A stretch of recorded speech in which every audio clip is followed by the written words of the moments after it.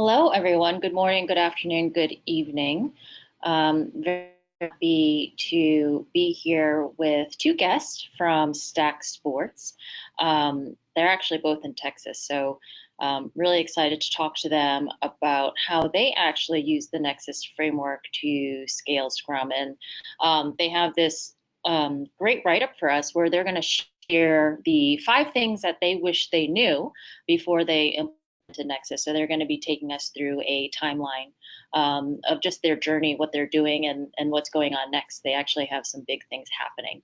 So my name is Patricia Kong. I work at Scrum.org. I'm the product owner of our enterprise solutions.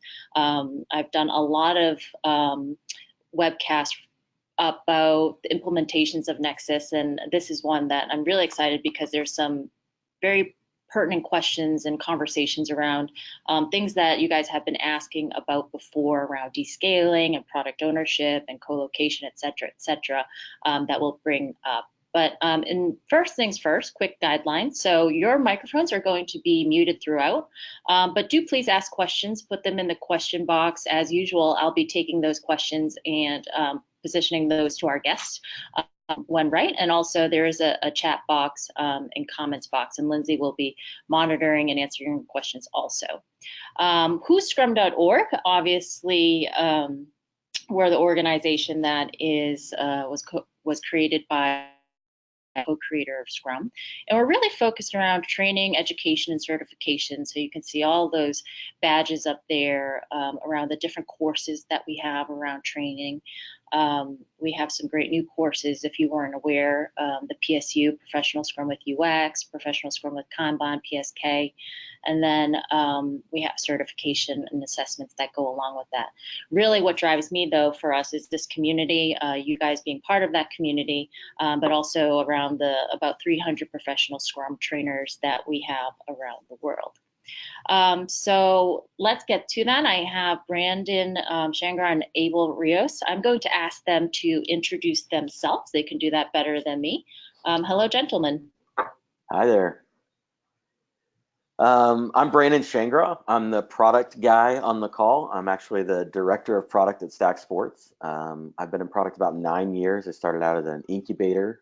We launched somewhere around 20 companies there and then moved into enterprise software.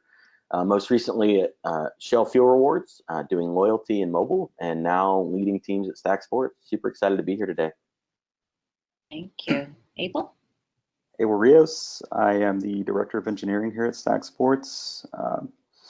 Been in the industry nearly 20 years. Been doing, following Scrum for the last, I'd say 15 of that. Have bounced around from startup to startup. This is latest adventure. I have to admit, this is the first time I'm kind of reading the fine print bios that you have there, because they were quite light. And what I like, Brandon, yours says that you are, you have a quote there, and it says, "Success is not about being right all the time. It's about being the fastest to admit you're wrong and change." And I feel like that's kind of been a premise a lot around the conversations we've had around the Nexus implementation. Absolutely. We joke all the time, Abel and I, that we've made a career out of being wrong, but the real key to it is willing to admit it. And then the last part is change. And that's, I think, the biggest thing that sometimes we miss is like, look, it may not be working, but you have the power to change it. And experimentation is the best way to do that. And Scrum is a fantastic framework for it. Oh, yeah. And Abel, you don't have a fancy quote, but you do like sipping craft beer on the beach. I do. All right.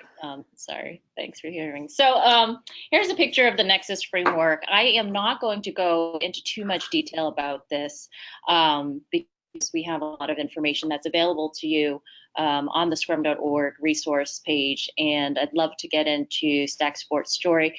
But as a reminder, the Nexus framework came out of Scrum.org a few years ago, and it is generally something that it's a framework based off of Scrum that we've minimally added a few different events and artifacts on top of Scrum when you have multiple teams working together. So you're still working on one product backlog to create one product, and this is really focused on saying, you know what, when things, this is already complex when we have one team working on creating something. When we have multiple teams working together to create at least one integrated increment, how do we try to really rigorously pay attention to minimizing those inefficiencies that will stop us from being able to innovate, will stop us from trying to create things? So, there's a lot of touch points in here. For instance, something just the Nexus Daily Scrum, which is, we see the two circles shooting off, is how do we connect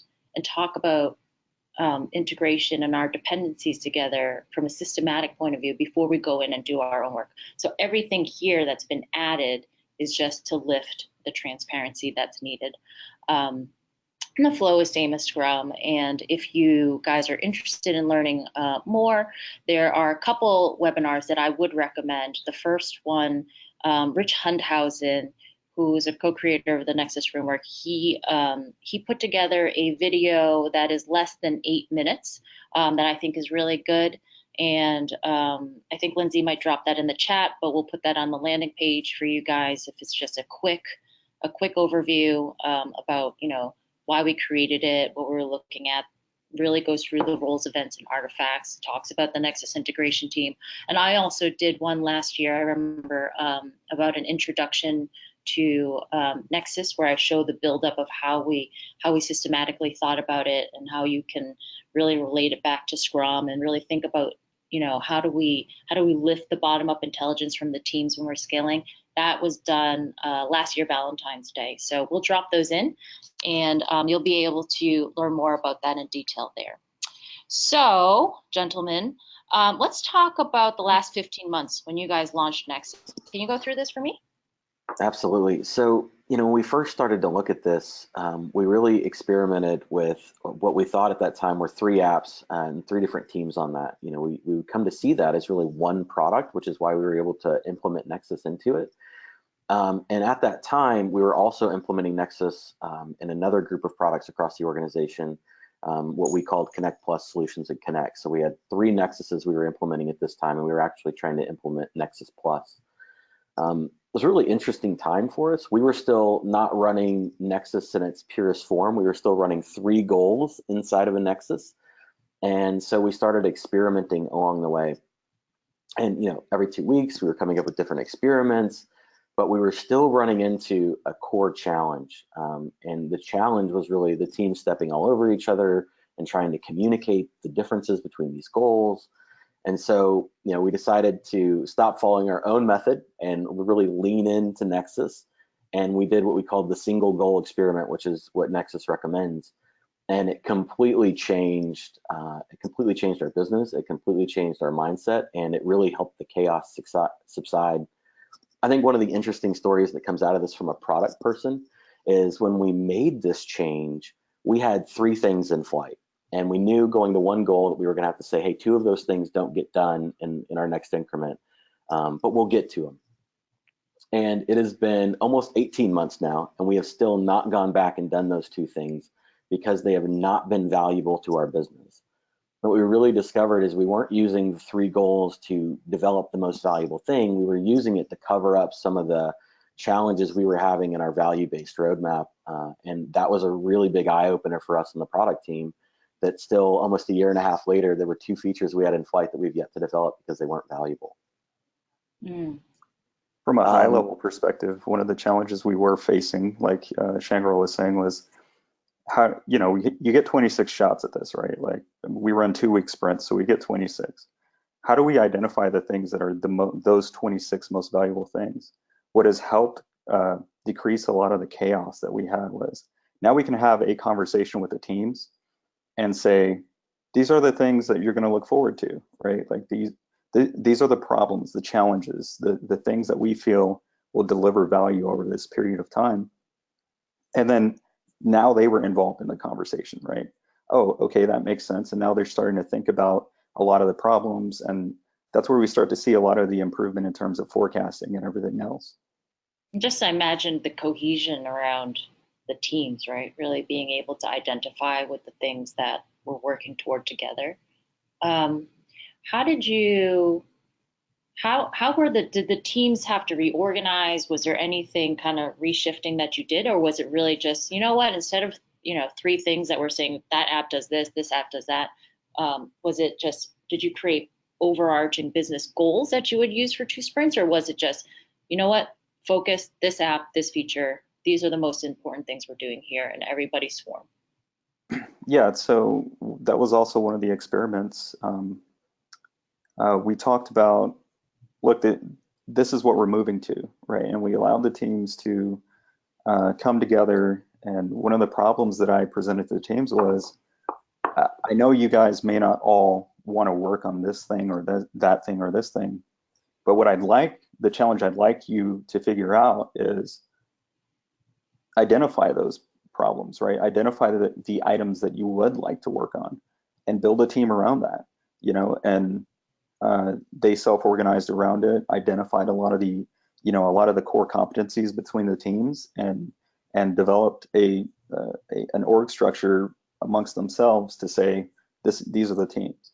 And that definitely helped, and it created a lot more focus within the groups, but also on the applications that we had at the time as well. It was really interesting too, allowing the teams to self-organize. All the teams came out with these really interesting personalities. And so, we're going to talk a lot about how we implement this and things like that. But to be honest, the morale that came out of letting these teams self-organize and come up with these names and kind of this competitive, sense that they would have with each other was really a fun thing to see around the office, and a fun thing to hear them talk about coming out of this. So it bonded them. Imagine that. Now, for you both, as directors, that must have taken a lot of courage from both of you, or was this something that was supported by the rest of the organization, or did you get resistance? Did you have to create a bubble around it? Yeah, I think in concept we did have support. The idea of a value-based system and value delivery and optimizing that in concept is really powerful to the organization. In practice, getting that roadmap down to one item and walking through why that was important and protecting the teams was a constant struggle, a constant communication and sense of storytelling on what we were doing. And it requires regular communication. We'll joke, one of our line items in here is manage the business, or it manages you. And I think if you're asking yourself right now, am I managing the business? Then the likelihood is the business is managing you. And that's something, it was an eye-opening experience for a lot of us, because I think we found that on a daily basis, we were letting the business manage us and our teams more than we ever wanted to or thought we were allowing. Thanks. So, we were like, hey, this is great. It's going well, right? We've been doing this, I think it was close to, maybe 10 months at that time. We were coming right up on that. And we said, let's see if we can shake this thing up again. In actuality, what we were doing is we were evaluating between two of the nexuses. We had seen a lot of dependencies, and they kept having these cross-nexus dependencies, which was great. We were solving those through the Nexus Plus framework. But as we started to look at it, the product team and engineering team started to ask good questions about, hey, isn't this all really one product? And that is such a weird thing to think, because at one point in time, these were 11 apps, and you'll see that on the timeline. There were actually 11 applications, but the way we were going to market, the customers were the same, the people we were talking to were the same. And so we said, hey, I think this isn't two nexuses. We think this is actually one nexus. We can take the dependencies out between the two of them. And the framework is meant to manage more people. And so we actually moved to 11 applications on one product. And it was 6 teams, and we moved them all to one goal, which was another challenge, was taking 5 or 6 goals down to one again.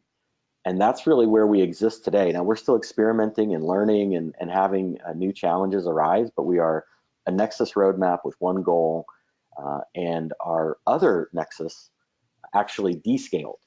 So they found that the 3 products they were trying to take to market together actually didn't have the same customer base, and they actually didn't work well together. And so they actually ended up being 3 separate Scrum teams, which also was fine. So we scaled all the way up to Nexus Plus. We had this great run at it, and then we realized we're really one larger Nexus and 3 smaller Scrum teams, and that's how we operate today. What were the results of that? So have you seen, just descaling? We talk about that a lot, and then the fact that you guys were saying, you know what, this is actually what our product is. Let's look at it this way.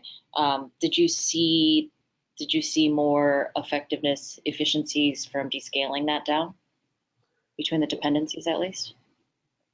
To some extent, yes, within the teams. I think the bigger change we saw, though, was a lot of the friction came out between our operations units. So we really found out that our product teams, between priority 1 and priority 1, you have to pick one, and we were prioritizing them. But in this case, it wasn't the same customer base. They were completely different products, and we really did have a priority 1 and a priority 1, and the teams were really struggling with that as well as we brought those challenges to them, because they could see that we were neglecting things that were very important to both them and our clients. Mm-hmm. And so I think one of the biggest things we saw when we pulled that back apart was there was a morale boost. Certainly, we've seen the customers be happier and our operations teams be happier, but there's less people on each product. So I think it's the right mix. We're not so worried about, are we getting as much out or as many things done, as do we have the right mix to really grow our customer base and keep our teams, bought into what we're doing. Okay, so that's what's been going on. This whole premise is what you guys, learned and what you wish you knew before. So let's get into that, these 5 things. So chaos at scale. This is a fun one to talk about, but bad habits are just bad habits, and we'll dig into that a little bit. Nexus, what is it good for? We're some old song people here, so we really like this one. You need to get it wrong to get it right. Abel and I will debate over this topic a lot, hopefully. And then people are people. Probably one of the biggest things we would get out of this for anyone is this section we'll talk about. And then we talked a bit about this, but you have to manage the business or it will manage you. Mm-hmm. Okay, so let's try to get through all of these things. Chaos at scale. Do you have Scrum down? I'll talk a little bit about this one and then pass it off to Abel for some of these others. But if you have bad habits on small team Scrum, they don't get better when you go to Nexus. It won't solve those problems. So, if you are having challenges with Scrum and we're not getting the ceremony cadence right, or we're not having people attend properly, that will make it very difficult to scale Nexus. And we had a few bad habits we really wish we'd ironed out probably before we went to Nexus, or that we just wish we were better at. So, like what? Refinement is the biggest one that stands out for me. It's a whole box here. Our product team, I think when you go into refinement unprepared as a product team with a small team, some days you can wing it. The team may ask you 2 or 3 questions that you probably should have known before you went in, but a lot of product people will lean on their gut or what they know, and they'll wing it. When you get a lot of smart people in a room, those 2 questions quickly turn into 20, and you don't get through a refinement the way you should, and you don't communicate the user persona and the desire you're trying to accomplish. You don't actually get to the challenge. You just answer a bunch of questions. So for me on the product team, that was one thing, a habit we really had to get out of, is we really needed to come buttoned up to refinement and do a better job of that for our team members. Right. Well, do you want to talk about do teach delegate? Sure. In that regard, this is something both Shangraw and I, we have a tendency to want to constantly do, right? And at scale, when you're talking about the amount of teams, the amount of people that are involved, the amount of products or applications, that are involved, what you start to see is, you start running out of the do, right? You can no longer do because there's only so many hours in the day, and there's only one of me and only one of Brandon.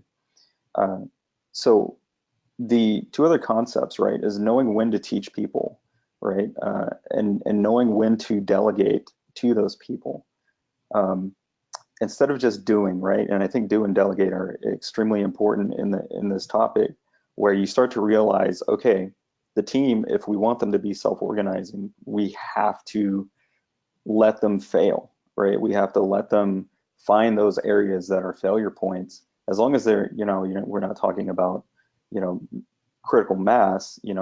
Areas where we can adjust and talk about in our retrospectives, and identify and pinpoint those items that say, these are what we're having trouble with. Okay, well, let us help you. Can we teach you, or should we let you figure it out on your own? And but it's an extremely healthy and positive conversation to have with the teams, and you start to realize that maybe I am doing too much, or maybe I am teaching too much, right? And I'm not giving them enough responsibility in this realm. So it sounds like you guys were taking a good look at yourselves in the mirror. And one of the things around, for instance, the Nexus integration team is we talk a lot and ask people to think about that team. Is it, what is something that you would actually do? What would you delegate and what would you teach? What would you coach? And what we found is that, and one of the reasons that role exists, besides being really rigorous on looking and making sure that we're creating an integrated product every sprint, is that it's a great way to actually scale, because we can't do everything, right? And that won't scale well. And it's always doesn't allow people to grow. And I like that you talk about essentially just saying, okay, well, if we do something, essentially that's the beauty of Scrum and Nexus. Our risk is bound to the sprint. So it's 2 weeks for you guys. So thanks for sharing that. Sure. Yeah, the last one here, planning pitfalls, and again, I'll sign our product team up for these challenges. Occasionally, our bad habits at small team Scrum is, an occasional refinement item would sneak into planning, and again, if that happens in small team and you forgot to refine one item and now you're bringing it to planning and refining and planning, you can get by with that. It's not good. It's certainly not what the frameworks ask you to do. But when you try to do that at scale, when you've got that many people trying to plan and that many people aligning around one goal, if you haven't refined well and you get into planning and you try to wing some refinement in there, the first couple times we did it, our plannings took, I would say, 5x longer than they should have, than the framework calls for, and than they do now. So we were spending maybe all day planning, or half day to 3/4 of a day planning, when it should just take an hour to 2 hours. And I imagine that would change as you become laser focused on the goal, the single goal that you're working on. We have a question that I think is interesting to pose in here. A couple questions, especially with planning. Teams, did you have any external teams that were dependent to the on the Nexus? So was everybody just at Stax Sports, or were you dealing with any teams, especially around planning, that were maybe vendors or external?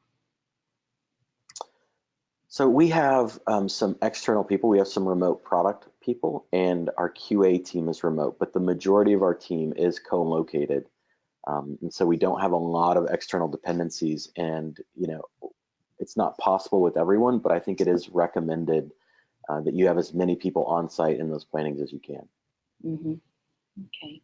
And how did your product discovery process change as you started to implement Nexus, or before and after Nexus?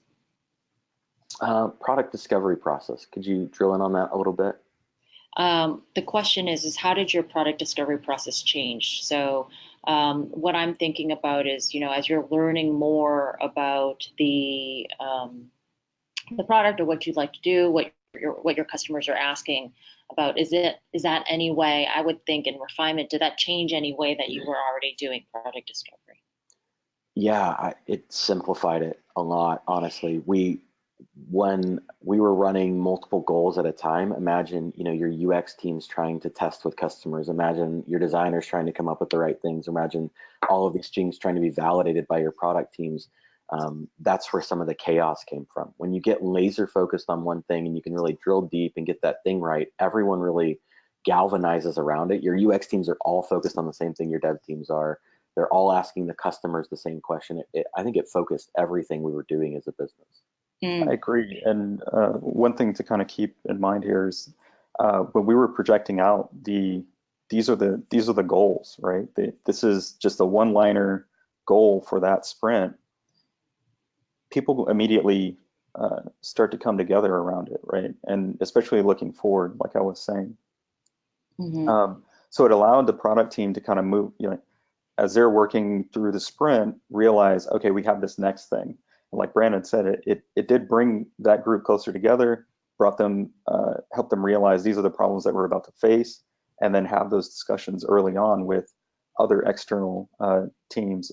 I imagine like our operations team, for example, allow them to have a lot of the conversation and brought some of those issues or brought some of the feedback to the table during refinement. Excellent. One of the other questions that we're getting is really around just in general, when you're talking about refinement and planning, just in terms of nitty gritty, how did you guys actually figure out, like, just schedule the events? So for instance, you talked about planning, at the beginning, it took a day, or it took, 3/4 of a day. How did you guys start to schedule things like the different events around planning, review, retrospectives? How long in general did that take? And then how long did refinement take? And you guys were what, at 6 teams at this point? Mm-hmm. So the first What one that is, look like? Mm-hmm. yeah, the first one is just do it.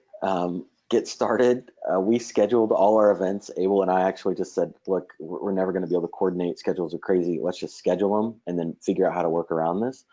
And we did that. And of course, we stumbled and we said, hey, actually, what we're going to do? Let's let the team come back and schedule those events and we'll show up to them. And that worked a lot better the second time when we went to the 6 teams. But when we first did 3 teams, we actually scheduled all the events and tried to kind of force people into when we wanted those to happen. The second time, we actually turned the events over and said, you own the events, we'll show up when you need us. And they changed a lot for us. We even changed our release date and we shifted our cycle a bit to accommodate some concerns the team had. And it's been really helpful. Of course, there's some bumps along the way with our experimentation process, but now the team really feels ownership in almost everything they've set. They've set their meetings, they set when their release is, and we keep that cadence. Excellent. All right. Is there anything else left here, or shall we move on? I think we're good. All right. Oh, excuse me.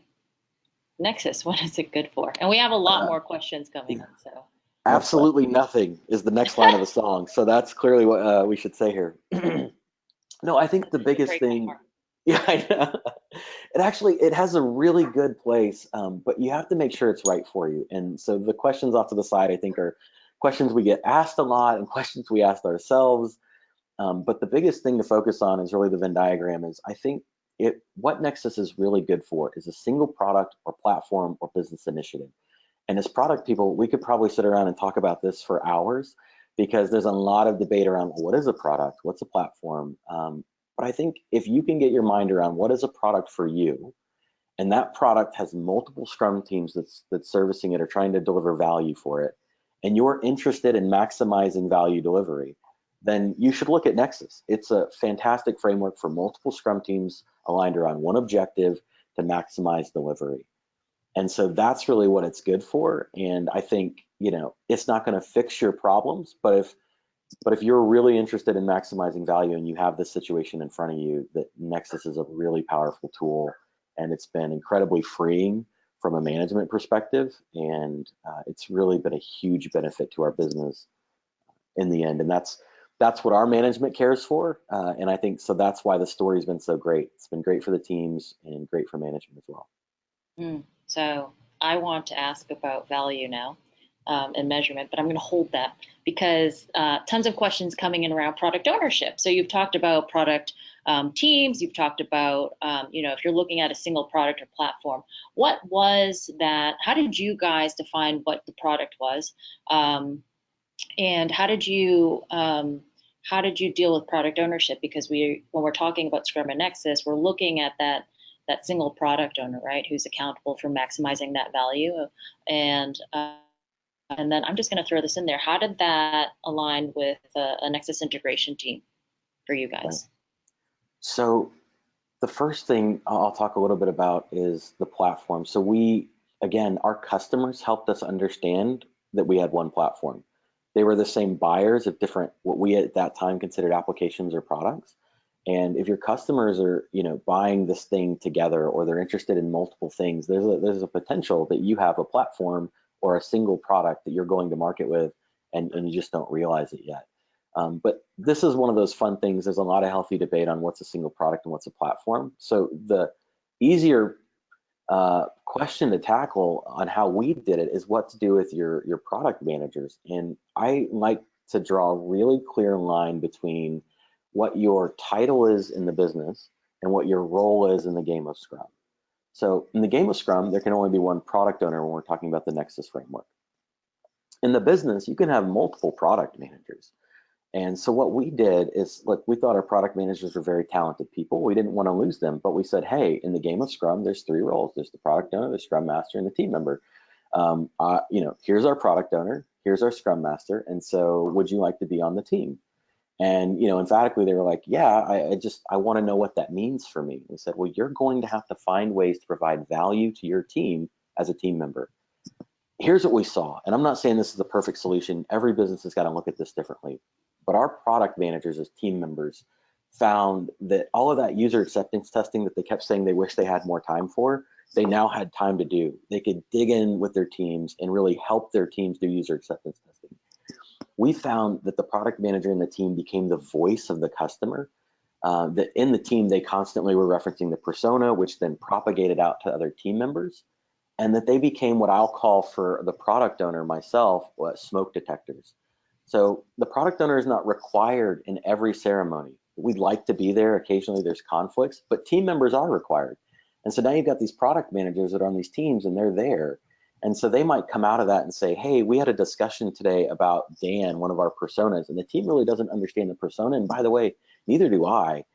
We think you need to come back and re-explain the persona and what's going on here. We think there's some risk to the development. And so they're in those ceremonies. They're sensing the smoke and bringing the smoke up to the NIT or Abel and I. And so the smoke detectors was the third thing. And a random thing off to the side, I'll say that a perception changed. I always think when you look at product managers, people think that they align with the business closer than they do the development teams. With putting them in teams, they became a part of the team. And really, when you look at the product team now, they're as close to our engineering teams as they are any of our business units. And I think that has been a really healthy change in how we view the product team. How did it, so if you are as the product owner, taking on that role, right, in the game of Scrum, how did that affect your, let's just say your daily job? How did that affect, was there more, was there less? Dealing with a big product is complex, right? I think Abel highlighted it earlier. There was more early on because we were so used to doing.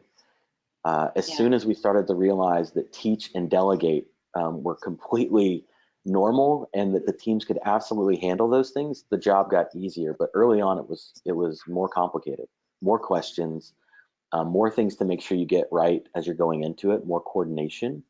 But as soon as we started teaching the team members and delegating and letting them do things that they were clearly capable of doing, then my job got a ton easier. And now we're just doing the things you would expect. We're answering high-level questions, we're defining personas, we're talking about the customer voice, and we're really letting the teams execute and determine the how and bring creative solutions to us. We're managing the business. Yeah, that's what we're busy doing now. So let's get to the next point then. Get it wrong before you can get it right.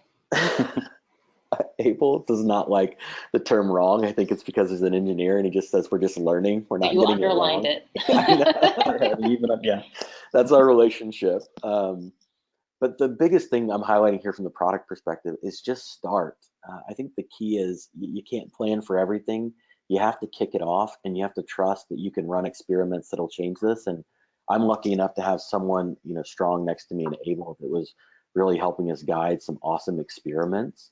And so as long as you get started, I think you'll be a success because you'll learn along the way.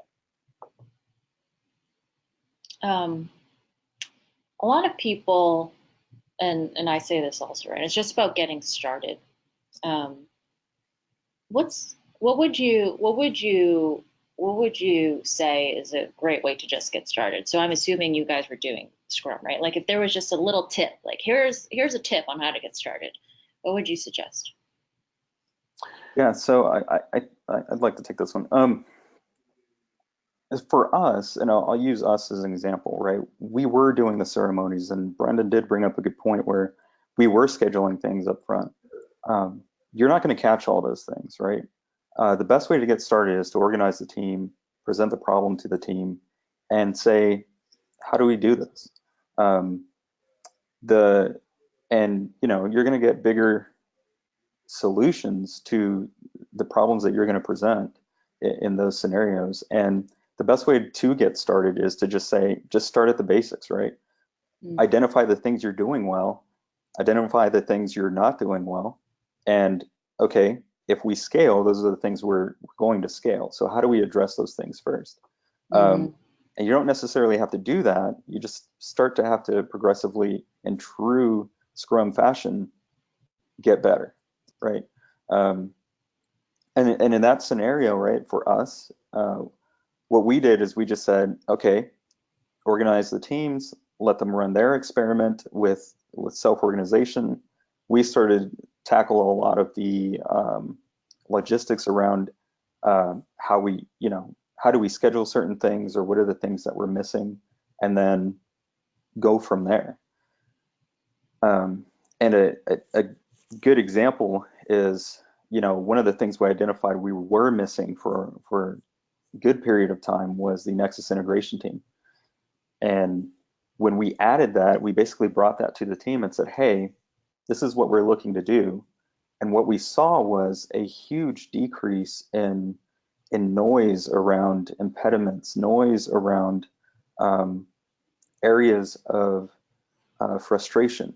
And the teams started to talk to each other, right? And when we saw that happen, and it just felt so natural, when you're starting to do those things. But in my opinion, the introduction of the Nexus integration team made it possible to really get started. One of the things that I've encountered with implementations of Nexus is really when there is that Nexus integration team, it's exactly what you've said, right? There's a enhanced level of focus for the teams to actually do the things they need to do. But two of the anti-patterns that we've seen is one, that they're just responsible for integration, or two, that they're seen as a management team, or this governing body, which is a question that's come up. How did you guys handle it? Who is on your Nexus integration team? Has that changed? And how do you avoid it from being either that just we're the integration team, or we're the management team and we're the big kahunas?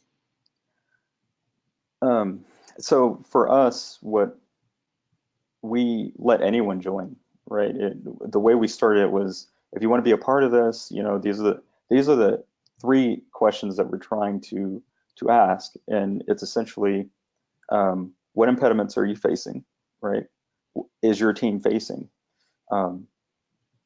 And where are you at in terms of integration, right?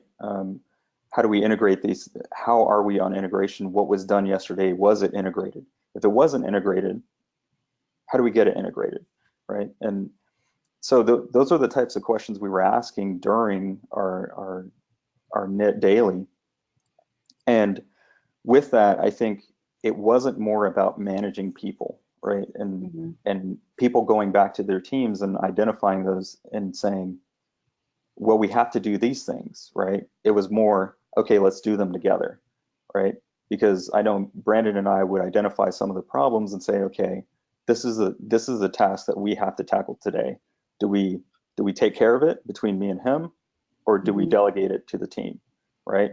Or maybe they require help for that, right? So with that in mind, we weren't managing people at that point. We were still managing the product. And how did then that balance with this notion? And I don't know if you have or if you had Scrum Masters on every team, but was there a relationship there? How did that balance out? Why did you not just say, hey, let's just leave it to the Scrum Masters? Because we had none, right? I would say the only Scrum Masters we had was both Brandon and myself, and we kind of shared that duty.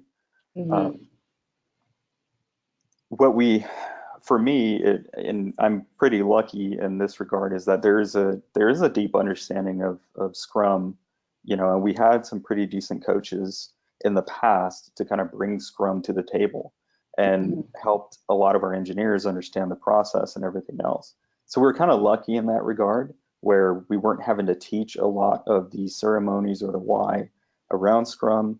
It was already understood between the teams. So it made it a lot easier to transition to that, the knit, and then transition to a lot of the other ceremonies that are in Nexus. Okay. When we talk about the role of Scrum Master, they're very much there to help remove impediments, right? So that Scrum can work well. And sometimes when we talk about the role of the Nexus integration team, and it works to a point, but it's talking about the Nexus integration team as a in general as a role of a Scrum Master, so trying to serve the Nexus, right? So I really see that there. Were there other experiments that you guys tried that you want to share? Yeah. One of the problems we saw fairly early on was around the amount of work, right?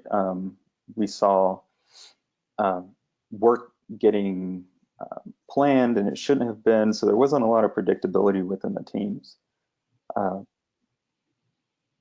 What we tried to do, and it was a lot of chaos at the time, so what we tried to do is bring the teams and say, okay, look, we know you're working on a lot of things, and it was just a single developer would take items off the backlog and start working it, right? So what we did was we brought things down, the amount of items in progress, to just one, and it was extremely painful. There wasn't a lot of great feedback from the teams because we have there's a lot of anxiety to want to do, right, and a lot of worry about performance. So the conversation comes around not about the quantity, but what is the value that we're trying to deliver as a group, right? That from a management perspective, having the conversation with employees was, I'm not judging you on the amount of work you're doing, right? And that conversation is extremely hard, right? I'm judging you on the value we're delivering, right? Because at the end of the day, that's what we're solely accountable for. The things that we're delivering, making sure that they're valuable to the business, and then it's the reason why we have jobs, right? So getting the teams to understand that reduced a lot of the frictions in reducing the amount of work that we had in progress. So one of the challenges we saw was, well, what do we do with that one item in progress, right? There's 4 of us working. Do we just watch somebody? And so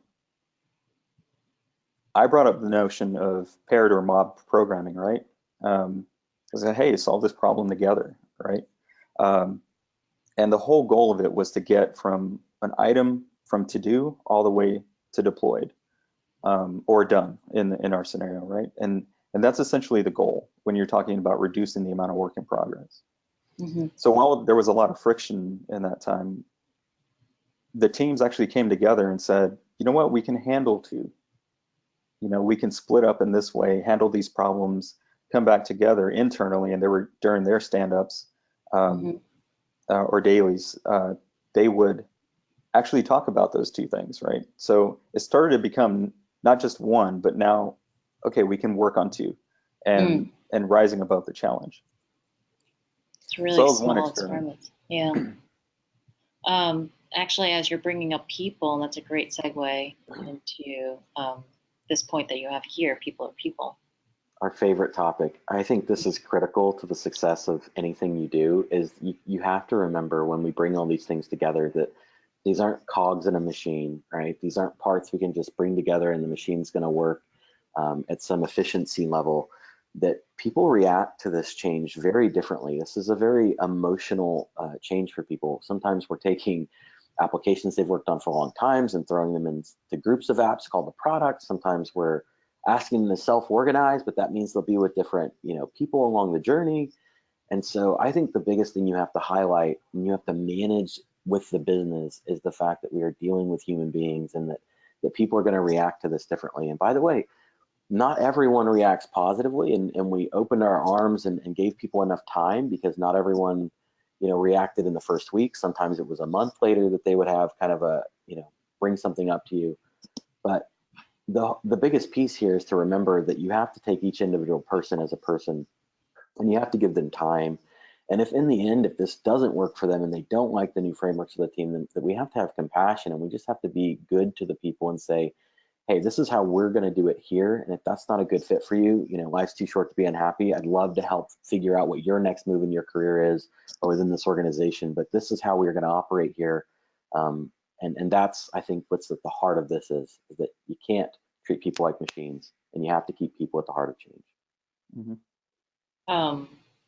It's so significant, right? And I know that we're going to talk about the managing the business and the people are people. We talk about teams, and yet there's this other layer, for instance, around management and leadership, that notion of belonging and that notion of psychological safety is there also. Do you think? Actually, let me phrase it this way: what changes have you seen in the team since you've moved over and started using Nexus? And do you think that the Nexus integration team is something that helps the teams in terms of managing and improving the Nexus? I think the biggest change I've seen from the product side in our teams is an understanding of what we're doing and an understanding of why it's important. So because we're having these great conversations up front, the team really understands why we're doing this. And they understand why we chose it above something else as well, because we're having a value conversation and we've all agreed on what value is. And they're very involved in that process. They hear us talk about it. And the knit, from that perspective, because it's a rotating group in our case, we ask it that it stay at least the same for a sprint, but sprint to sprint, the teams can change that. We've seen a lot of people grow into a role. Again, it's not a management team, but everyone feels like, oh, I'm getting to be a part of this conversation where we're really moving impediments and helping our other team members. And that's brought everyone closer together. And there's a real camaraderie between the teams now that I don't think existed when we were separate Scrum teams. I'm so delighted to hear that as a similarity of what's going on at Stax Sports and some other companies. So then, that being said, the people who are on the Nexus integration team, they are on your development teams or the Scrum. Correct. Cool. Okay. I think a lot of people are waiting to learn about this. So manage the business or it will manage you. So part of this is the traditional build, measure, learn that we're all familiar with, right? That's the cycle we should be going through. But at scale, and I think even at smaller scale, this is incredibly important to start helping the business think of it in a different way. The first thing we do is we have to create a hypothesis. So we have to sit down as a product team and as a group and come up with, what are we trying to change? What knob do we think we can turn to move what lever? And that should all be based around value. And then you have to tell that story. You have to tell that story of why that's important, why you think that will work. And you have to get buy-in from the business, from your engineering teams, from your operational groups. You really need everyone pulling in the same direction here. And then we go into the build, measure, learn cycle. And I think this part, I think people, whether they know they're putting this in or not, they're doing this. They're creating a hypothesis, they're telling the story, they're building, they're measuring, they're learning. This last step, I think, is critical, and it's in places I've been in past in my career has been left out, is once you learned, we have to go retell the story. We have to go back to the management team and we have to tell them what happened in our hypothesis. We have to tell them what we're measuring, and we have to remind them of the success or of the failure and what we learned from that failure. And then we have to get feedback. We're all really good about getting customer feedback, but we need to get internal feedback about what people thought about that. What did you think about this test we ran and how it ended up? We joke, there's a little thing we use, it's like if you're a kid and you ask for money from your parents to go to a movie or go buy a toy, and let's say they say yes, and you go out and you get that toy, or you go watch that movie, and you come home and you don't talk about it, and you don't play with that toy, I'm a parent, and I think, wow, that was a huge waste of money, right? I should not have done that. I really should have pressed harder up front on why you wanted the toy or why you wanted to go see that movie, right? I should have asked more questions. But if your kid comes back and they're like, oh my gosh, look at this, and they're playing with it every day and they're telling you about it, and they're like, hey, look, it shifts into this transformer and it does all these things, or they're telling you, oh, I didn't like the movie, but here's why I didn't like it, then you as the parent are bought into why you gave that money away for that experiment. And I think it's the same thing with a business. It's not a parent and a child because we're peers, but you have to think of it in the same way. They've invested money into us to go run an experiment. We have to come back and tell them what we learned from that investment. Either show them the value of the new cool thing we created, or we have to tell them what we learned we didn't like about the new cool thing we created and how we're going to do better in the future. I So love that. Yeah, that loop, that closing that loop, I think is critical. And at scale, when you have one thing your team can work on, it is the most important thing I think product teams can do. I love that, but now I imagine it's not very easy to get money at your house. My kids are learning a lot about value delivery. I know. I love it. And it's important what you're saying is, hey, we need to be able to tell a story again. And I think that that's, how we engage stakeholders and let them know that, keeping things transparent. There are some questions in here. One of the ways that there's a lot of different ways that we can tell the story and how we can get buy-in and share information. What did you guys use in terms of specifically, was there any data that you shared? Was there any tooling that you used that was specific at the team level, or what are some of the mechanics of what you did to kind of visualize things? I'll talk about a couple of the things we put in place, and then Abel can talk a little bit about some of the tools we used to do this because they really helped us out in this. But we created a product review checkpoint that was a business-focused checkpoint for one, where we invite everyone from the CEO to all the way down in the operations group to come. This is not a sprint review. This is a time where we're actually going over things the hypotheses and how we're measuring up to those. So not just the one we just completed, but the one we also completed 5 sprints ago. How are we still measuring that? And in this process, we're really sitting down and talking about all the experiments we've been running and the data points along the way of, hey, here our hypothesis was 30% adoption. We're only at 18% adoption, but here's what we're going to change. And here's why we think we can change that. Here's why we think it happened.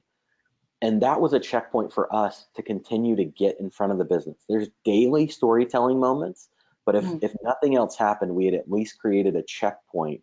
And ours was actually weekly, but it was weekly on a rotating set of products. So really once a month, we were coming back and talking about at least the Nexus as a whole on a monthly cadence. And so having that moment to talk about it was really important. And then Abel's team, we didn't have all of the tooling we wanted. We were using GA and Hotjar and some other tools to hear from our customers and measure adoption. But then Abel's team implemented a tool called Metabase. And I'd love for you to talk about why the team chose that, because they chose it and brought it to us. Yeah, so I don't know if you're familiar with Metabase, but the whole premise is you can essentially ask a question and get data back, right? Or build data around this question. So a lot of the questions that we were getting from product or getting from the business was just around, as an example, how many registrations are we getting from this state, right? And so, for a while we were having to run these queries and everything else. So what Metabase allowed us to do is define that question, run the query, and it's repeatable, right? So that reduced a lot of the noise in terms of trying to dig for that information, right? And having to run queries in the database or going to our reporting team. It consolidated a lot of that into one single place. And now our data is transparent. Any of those questions are transparent to anyone in the business. And so these questions are no longer being asked. It's more around, impact to the customer and whether or not we're doing the valuable things, right? In terms of validating the valuable things, right? And that's where Brandon comes into play and make sure that we are delivering that feedback back to the business. Abel, how did you What did you guys use to even just manage dependencies? What did you find any tools? Usually, a lot of times people are wondering, like, what tools did they use to map out the dependencies? Whiteboard, sticky notes. There you go. Analog. Brandon, did you have something? I was just going to say, I think one of the really small pieces that's super important about what Abel was saying is posing those things as a question. You know, as humans, as simpletons over here who may not understand the query language behind it, could come up with a hypothesis that was a question, turn that question over to the team, and essentially go into Metabase and ask it that question. And here's the data that answers that question. And from a business standpoint, we were really able to map from end to end. Hey, look, we asked this question. We're going to ask the software this question. And here's all the data related to it. And that, again, helped close the loop from a simple standpoint of, like, we asked the question, what are the answers to that question? And so just being able to talk like a human and ask it a question was really powerful. That's fascinating. Into a tool like that, but also just in general, posing things as a question is just fairly powerful, right? And you guys have gotten really good at that. So I know we have about 5 minutes left, and now you're saying this is the beginning. I do have a question. So I know that Stax Sports, congratulations, recently acquired, I guess, a competitor, right? That's right. So essentially you've scaled again.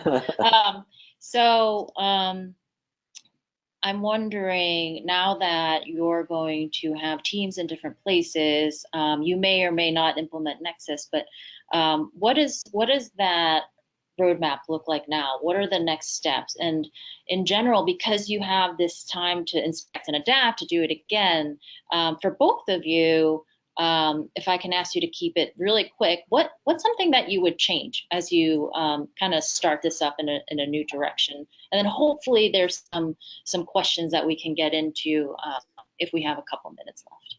So the first thing is, you know, we're just meeting these new team members. So we're not going out to these new teams and saying, here's what we're implementing. Right now we're in the process of learning and asking a ton of good questions. And we're super excited to bring the knowledge, you know, we've learned to those teams. But we won't know if we're going to implement Nexus for, you know, at least a few months while we listen. And I think listening is the most important thing to do up front now as we integrate our new team members and learn more about them. Biggest thing I would change, super short, is I think of this as the analogy of getting in the pool. We waded in, right? We took a step. Every step was cold and painful. Looking back on it, I think I would have dove in. You know, certainly there's a little more shock with that, but you get used to the water quicker, and we would have delivered more value earlier on, I believe. Yeah, and for me, like it's just who don't know how to swim. Real life best. Real life best. There you go. For me, it's just focusing on the single goal. That helps reduce a lot of the noise and brings down a lot of the chaos around the interdependencies. We're no longer having to identify, you know, across different applications, all these dependencies. We're now just isolating on this goal and then impacting the applications that have those dependencies for that apply to the goal, obviously. So. Thank you, both of you, for that. The last questions, there are several questions in there, and we'll try to get back to those after the webinar. But there is something that I think there's some questions tiptoeing around this. Why did you guys choose Nexus as opposed to other scaling frameworks? And then do you think that it's really something that you could run the entire business with? I think we had a natural inclination to go with Nexus because we were already doing Scrum and it fit so well. So our teams at least understood the mechanics of it. Whereas other scaling frameworks, we were going to have to learn and teach some new habits, we felt like. And it was also light. It was a framework. It didn't have a ton of rules with it. And I guess Abel and I aren't big, huge rule people. We like having some flexibility there. And so that's why I think we chose it. We also had a really good mentor in Ravi, who's a Scrum.org trainer, who helped guide us. Ravi Verma. Yeah, he just poured into us during this process of us deciding, and could not thank him enough for all of the mentorship he showed us. Excellent. Abel, anything from you? Nope, that pretty much hits all the points that I was going to bring up. Well, thank you both so much. I'd be really excited to talk to you about value next time. and what you guys are looking at. But congratulations on the journey. Thank you so much for sharing this with us, and to everyone out there. We'll look at those questions. There's a lot coming in, and thanks for everything. So I think that's it. Of course, for everyone out there, there's learning paths where we have a lot of information that you can learn more, self-learn. And a great thing is that when you ask these questions to us, it gives us information of what we can do to pursue some more knowledge and learnings for us as a community. And of course, this is a Scrum Pulse. These are run every month. Sometimes they are case studies like this, or they might be kind of ask a PST a question.